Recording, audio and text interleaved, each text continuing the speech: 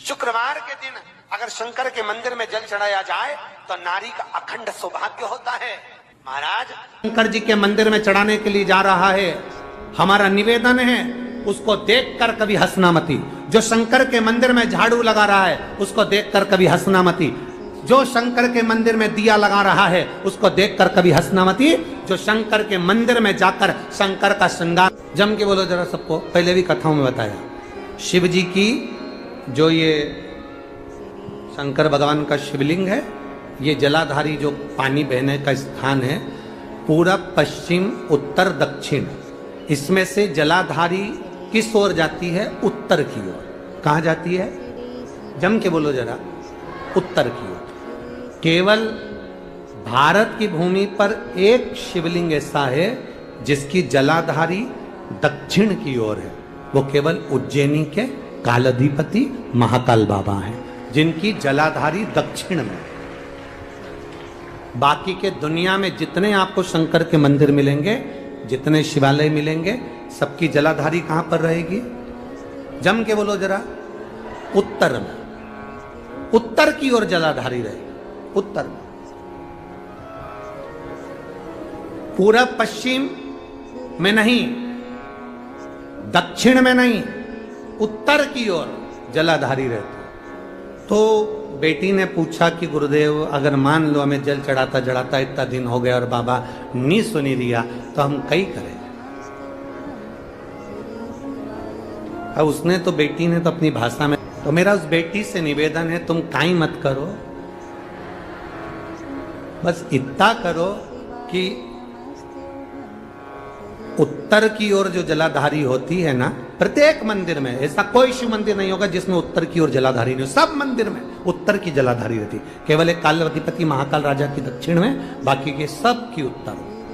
तो अगर बाबा नहीं सुन रहे हैं तो बेलपत्री एक अशोक सुंदरी वाली जगह पर चढ़ाकर, दूसरी बेलपत्री बाबा देवादिदेव महादेव को, ये डंडी का मुख अशोक सुंदरी के यहाँ चढ़ाओ तो उत्तर की ओर। ये डंड जो आप बेलपत्र चढ़ाओगे शिवलिंग के ऊपर, इसकी डंडी का मुख भी उत्तर की ओर। और तुम जब बैठो तो दक्षिण में बैठना। कहां पर बैठना? यहां बैठोगे तो यहां से जो पानी बह रहा है, आप कहां बैठोगे? जैसे ये पानी यहां बह रहा है तो तुम्हें कहां बैठना है? इसके इधर। ना तुम्हें इधर बैठना है ना तुम्हें उधर बैठना। कहां बैठोगे? दक्षिण में। दक्षिण में बैठोगे तो तुम्हारा मुख कहां हो गया? जम के बोलो, जम के, उत्तर में। तो तुम जब यहां बैठोगे तो ये जो जलाधारी है जहां से पानी बहकर जा रहा है, यहां बैठोगे। और जब आप जल समर्पित करोगे, जल चढ़ाते चढ़ाते एक बार थोड़ा सा आगे बढ़कर जल की धार को अशोक सुंदरी तक लेकर जाना। ये लगभग तुम 2 या 3 महीना कर कर देखो, मेरा बाबा तुम्हारा हाथ जरूर पकड़ेगा, निश्चित है। वो बल उस स्थान से प्राप्त हो, वो स्थान, क्योंकि प्रत्येक जो जलाधारी होती है वो उत्तर की ओर होती, प्रत्येक जलाधारी।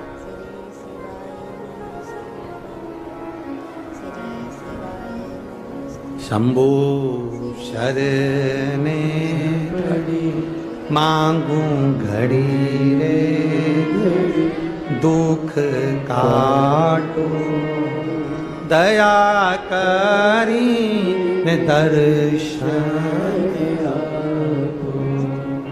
2 बेलपत्र समर्पित करना। बेलपत्र की डंडी कहां होना चाहिए? अशोक सुंदरी पर चढ़ाओगे वो वाली, उसकी डंडी कहां हो? उत्तर की ओर। शिवलिंग पर जो बेलपत्र चढ़ाओगे उसकी डंडी कहां हो? उत्तर की ओर। तुम कहां बैठोगे? दक्षिण में। तुम्हारा मुख कहां हो? उत्तर। अर्थात जहां से पानी बहकर जा रहा है, हम इधर बैठे तो जैसे ये जल उधर बहकर जा रहा है तो हम इधर बैठकर बाबा को जल समर्पित करें और जल चढ़ाते चढ़ाते अपने कलश को थोड़ा सा आगे बढ़ाएं, जिससे अशोक सुंदरी तक वो धार जाए और वापिस शिवलिंग पर चढ़ाकर हमारे पास वो कलश वापिस आए। ये धार का महत्व समझिए।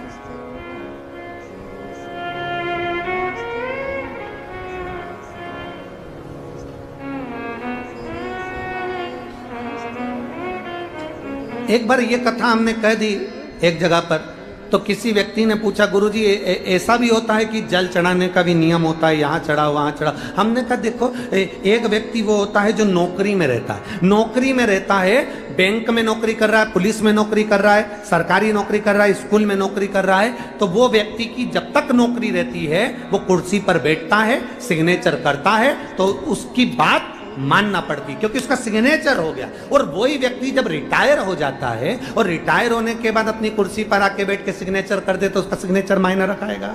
बोलो जम के। वो किसी को सस्पेंड कर दे तो बात आएगी, भले कितना बड़ा भी ऑफिसर हो। पहले तो तू रिटायर हो गया, रिटायर होने के बाद तू किसी को सस्पेंड नहीं कर सकता। कुर्सी जब तक तेरे पास है, पद जब तक तेरे पास है, तू जब तक नौकरी पर है, तेरे सिग्नेचर का मूल है। तो ऐसा हमारे यहाँ भी स्थान बताए गए कि यहाँ बैठकर जब आप सिग्नेचर करोगे, मतलब यहाँ बैठकर जब आप जल चढ़ाओगे, तो वो जल मेरा महादेव स्वीकार करता है और उससे तुरंत फल की प्राप्ति हो जाती है। वीडियो अच्छा लगे तो लाइक, सब्सक्राइब एंड शेयर जरूर करिएगा। धन्यवाद। श्री शिवाय नमस्तुभ्यम, श्री शिवाय नमस्तुभ्यम, श्री शिवाय नमस्तुभ्यम, श्री शिवाय नमस्तुभ्यम, श्री शिवाय नमस्तुभ्यम।